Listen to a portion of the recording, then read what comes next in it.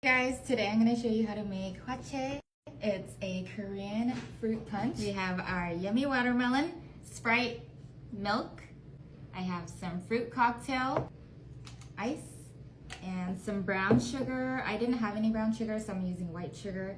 First, we're going to scoop out the insides.